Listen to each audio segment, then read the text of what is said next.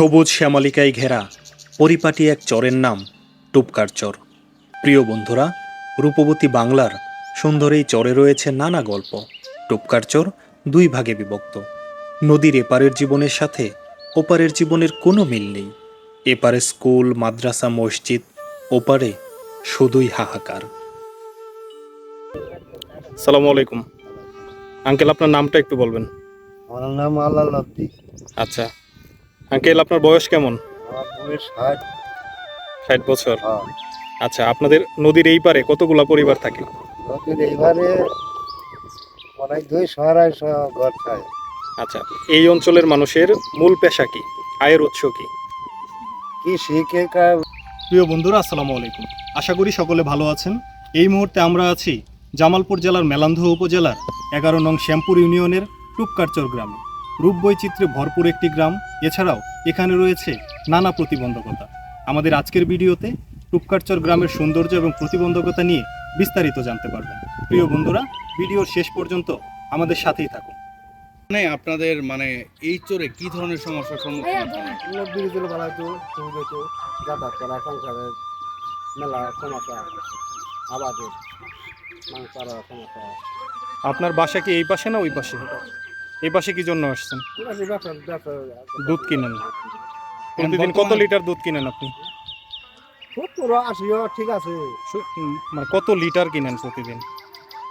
মনে হলেন আমরা তো কেজি হিসাব করি। কেজি হিসাব করেন? কত কেজি কিনেন? 70 কেজি 80 কেজি জঙ্গার দিব। কোথায় বিক্রি করেন এগুলো? মেলান্দহতে। আবহমান বাংলার রূপ প্রকৃতি আমাদের সবসময় মুগ্ধ করে। গ্রাম বাংলা যেন সৌন্দর্যের এক অপার লীলাভূমি। টুপকার চরও তার বিকল্প নয়। এখানে রূপবৈচিত্র্যের এক অপার সম্ভাবনা রয়েছে। এখানকার মানুষ শত প্রতিকূলতার মাঝে কষ্ট করে বেঁচে থাকলেও তারা অত্যন্ত সুখী। এখানকার মানুষ তুলনামূলক অন্য চরের তুলনায় অনেক ভালো আছে। প্রতিটা মানুষের বেঁচে থাকার জন্য প্রয়োজন একটি আশ্রয়। তাই তো বসবাসের একটু জায়গা পেলে মানুষ সেখানে বসতি গড়ে তোলেন এক বুক স্বপ্ন নিয়ে। তাই তো এখানে মানুষ বসবাস করছে ওই স্বপ্নটা নিয়ে।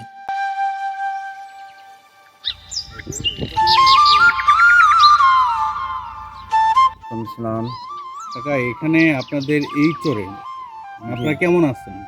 আমরা একটু দুঃখিতই আছি।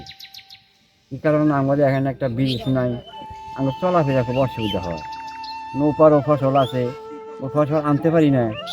এপারও ফসল আছে, এপারে ফসল এপারে যেতে খুব কষ্ট হয়।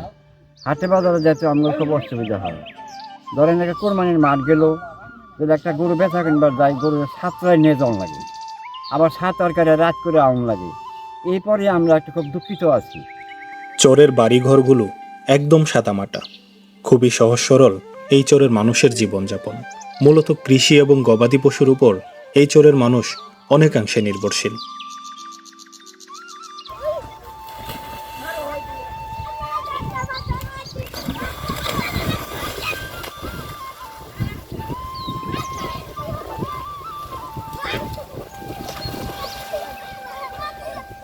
তথাকথিত অন্য অন্য চরের মতো এই চরেও রয়েছে নানা প্রতিবন্ধকতা। এই চরেও রয়েছে নদী ভাঙনের এক অতীত ইতিহাস। বালক থেকে বৃদ্ধ টুপকার চরের সব বয়সের মানুষ খুবই পরিশ্রমী। সকাল থেকে সন্ধ্যা পর্যন্ত তারা অক্লান্ত পরিশ্রম করে। খুব কষ্ট মানে দুঃখ মধ্যে আছে। আমাদের নদীর এবারে স্কুল আছে, মসজিদ আছে, একটা মাদ্রাসা আছে, আবার বাজার আছে। এই নদীর কাছার উপরে এই নদী হাইটে ভাঙ্গে এবারে 5000 সম্পদ অনেক কষ্ট করে নিয়ে যাওয়া নাই। ওইভারে নদী ভাঙ্গে একবার এভার নিতেছে, আবার ওভার নিতেছে, অনেক কষ্ট। এখন যদি সরকারি মাধ্যমে যদি এরা বেরিয়ে চলনি, তাহলে আমি চলাচল যাতায়াত বালুরচর, টুপকারচর 7 নম্বর ওয়ার্ডে এই মানুষগুলো কষ্ট হতে না শান্তির মধ্যে পাইলেন। আমি থাকি ওইবারে নদীর ওপারে, নদী হাঁটতে এইবার আমি ফসল নেওয়ার নাকি, গরু বাছর নেওয়ার নাকি, এছাড়াও আমাদের আবাদ নিয়ে যাইতে খুবই সম্পর্ক নিয়ে যাওয়া খুবই কষ্ট। এর জন্যে কোনো যদি কোনো ব্যতিক্রম করা যায় সবচেয়ে আমাদের একটু ভালো হইতো। ব্যতিক্রম বলতে আপনি কি চাচ্ছেন? এখানে আপনার কিসের প্রয়োজন? মানে একটা ব্রিজ হইলে সবচেয়ে আমাদের ভালো হইতো। আমরা যাওয়া নদী হাঁটতে যাওয়ার নাকি, নদী হাঁটতে আর নাকি, আবার গরু বাছর নেওয়া নাকি, ফসল টসল নিয়ে যাওয়ার নাকি। আমরা আছি কৃষি মানুষ, আমার কোনো চাকরি বাকরি নাই, কিছু নাই। আঙ্গুর এটা করে খাওয়ার নাকি একটা ব্রিজ হইলে আঙ্গুর সঙ্গে সব ভালো হইতো। বেগুন ডাল করে ধানের আবাদ করে দিলি, করে ভুট্টার আবাদ করে দিলে তো ভুট্টা না খাওয়া আর কোনো আবাদ হয় না। এই যে ভুট্টা বাড়তে ভালো লাগছে না, আমরা কাতে মাসে আবার শুরু নাগান। এ পাশে কি নদী ভাঙনের ওরকম কোনো ধরনের হয়? তো বাংলাদেশে বাড়িতে বিভিন্ন মানুষের সাথে কথা বলে আমরা এতটুকু বুঝতে পারলাম এখানে একটি ব্রিজের প্রয়োজন। এই মানুষগুলো গবাদি পশু আনা নেওয়া এবং কৃষি ফসল আনা নেওয়ার ক্ষেত্রে বিভিন্ন সময় বিভিন্ন প্রতিবন্ধকতার সম্মুখীন হয়, যে কারণে তারা একটি ব্রিজের চাহিদা অনুভব করে।